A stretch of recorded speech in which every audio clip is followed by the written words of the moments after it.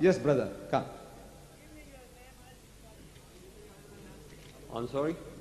I have a small question. Yes. Please explain in the light of Quran the second coming of Jesus Christ in the form of Imam Mahdi and how we shall recognize him. May we have your name, please? My name is Tasir Qazi. I'm a Muslim, and that sort of a Muslim who goes to mosque every Friday, not a very staunch Muslim. MashaAllah. MashaAllah.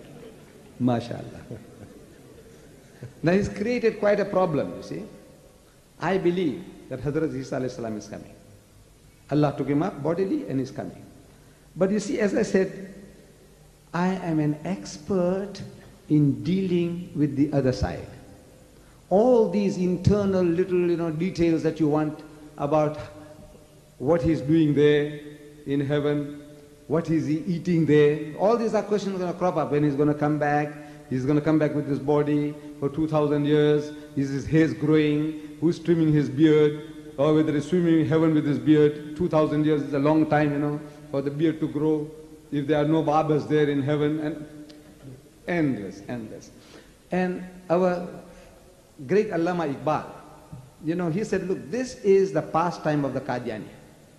He said, the philosophy of the Qadiani is to keep you busy with this. कि तुम मुझसे बेगाना रखो आलम किरदार से, Iqbal says about the Qadiani. His philosophy is keep him busy. Keep him away from the world of reality. ताबिसाते जिंदगी में उसके सब मोहरे हो मात, that in the struggle for life, kill all his talents. Keep him busy. Where is Jesus? What is he doing? When is he coming? How are you going to recognize him? Busy, busy, busy. I said, look, this is not my problem. The Christian, when he comes to ask me, I can deal with him.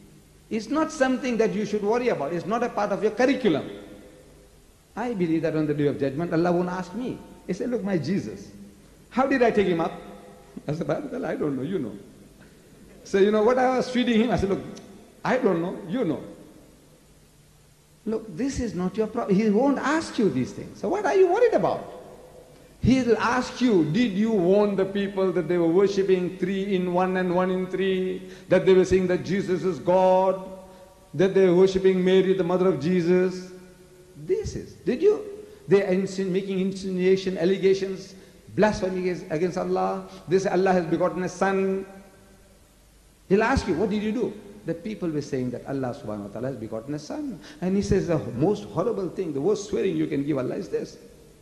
And yet you don't worry about that. You go home and your mother tells you, this guy next door was swearing me like this. Badi badi gali di. You say, how does the paint work? This is very nice. And how did this thing happen? And how did you make the kebab? And how do you make the samosas? What's wrong with you? She is crying. He said, look, this guy next door, aisi badi mujhe gali di, swore me like this. Your wife tells you, your sister tells you, your mother tells you. And you start talking about all these other things.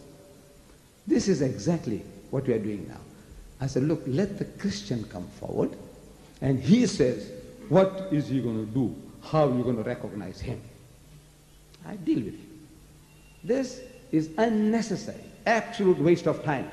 The whole Quran is there telling you what to do, and now we want to now find out some entertainment to say, now look, mental gymnastics, see how this guy can juggle things out, see, and get out of the difficulty. And look, I'm not equipped for that. Bring me something real to chew, man. That the enemy says this.